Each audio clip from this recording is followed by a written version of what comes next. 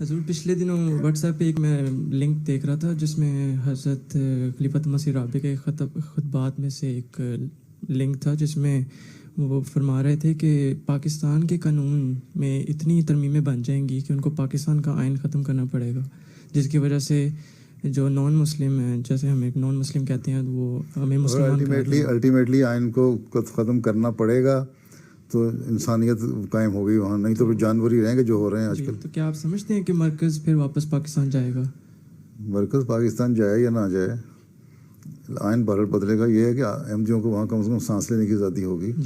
مرکز تو قادیان ہے، پہلا مرکز تو قادیان ہے، سب سے پہلا مرکز تو مکہ ہے، پھر مدینہ ہے، ٹھیک ہے۔ حضرت صلی اللہ علیہ وسلم نے فتح کے بعد جب فتح مکہ ہو گیا تھا تو لوگ انصار نے کہا کہ آپ واپس چلے جائیں گے مکہ، انہوں نے کہا نہیں، وہاں سے میرے لیے کچھ نہیں چھوڑا، میں مدینہ میں رہوں گا۔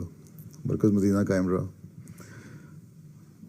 ہجرت بحیثیت جماعت جو ہجرت ہے وہ قادیان سے تو اکٹھے مسلمانوں کے ساتھ ہی ہوئی تھی نا، اس لیے وہ بھی مرکز ابھی ہے۔ ہجرت احمدی کی حیثیت سے جو ہجرت ہوئی وہ پاکستان سے ہوئی، ٹھیک ہے، ربا سے۔ تو آنا جانا رہے گا، جہاں دنیا میں جس جگہ بہتر رہ کے کنٹرول ہو سکتا ہے دنیا کی ہر چیز کا، وہاں خلیفہ وقت جس زمانے میں بھی ہوں گے حالات ٹھیک، جو بھی خلیفہ وقت ہوگا وہ وہاں رہتے ہو سکتا ہے، کیونکہ لندن جو ہے وہ دنیا کی ایک ہب ہے، ہو سکتا ہے یہیں رہے یا وہاں 6 مہینے وہاں گزرے تو 6 مہینے یہاں رہ کے، تاکہ جو ویسٹرن دنیا ہے اس کے اوپر ساری نظر رکھی جا سکے، جہاں سے میڈیا کے ذریعے سے اور کمیونیکیشن کے ذریعے سے زیادہ آسانی پیدا ہو۔